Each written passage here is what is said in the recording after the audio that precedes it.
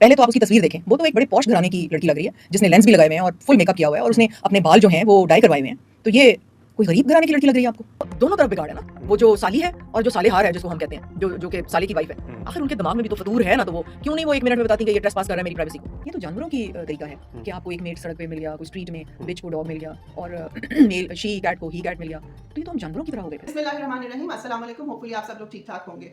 कौन लोग हैं ये कि 5th एपिसोड के साथ आपकी खिदमत में हाजिर हूं। बिस्मिल्लाह। कुछ अर्सा पहले लाहौर मॉडल टाउन में एक कमसिन मुलाजमा की मालिक और उसके ड्राइवर की तरफ से जिनसी जाती और फोर्स अबॉर्शन की सूरत में डेथ की खबर सामने आई थी।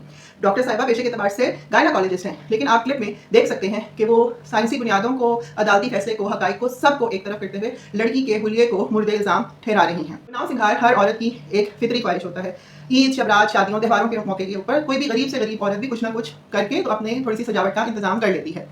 बालों की जो डाई करने का डब्बा है वो कुछ 100 रुपए में आ जाता है, मेहंदी से भी काम चलाया जा सकता है और ये एक गलत रुझान है। फिर भी जो है वो डॉलर स्टोर से 300 रुपए के लेंस जो है वो मिल जाते हैं। क्लिप में आप देख सकते हैं कि अगर साली और बहनोई का अफेयर स्टार्ट हो जाए तो कसूर जो है वो साली और बेगम का है। जो बहनोई साहब या मियाँ साहब हैं वो तो नन्हे काके हैं। दूसरे तीसरे क्लिप में तो उन्होंने को एजुकेशन निजाम की सारी खराबी का जिम्मेदार लड़कियों को ठहरा दिया है कि वो इतनी डेस्परेट होती हैं कि उन्हें जो भी मर्द मिल जाए वो राजी और तैयार हो जाती हैं और उसको कबूल कर लेती हैं।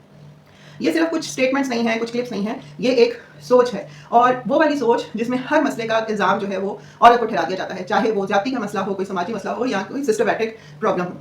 यहाँ पर मैं आपको एक क्लिप और दिखाना चाहती हूँ जिसका ताल्लुक इस मसले से नहीं है, लेकिन ये हमारी डिस्कशन को थोड़ा आगे बढ़ाने में हेल्प करेगा। वेलिंगटन हॉस्पिटल में जो सजेरियन 2 हो रहे थे और एक डॉक्टर साहिबा उनकी वीडियो बना रही थी कि जी हम मुकाबला कर रहे हैं कि कौन पहले करता है।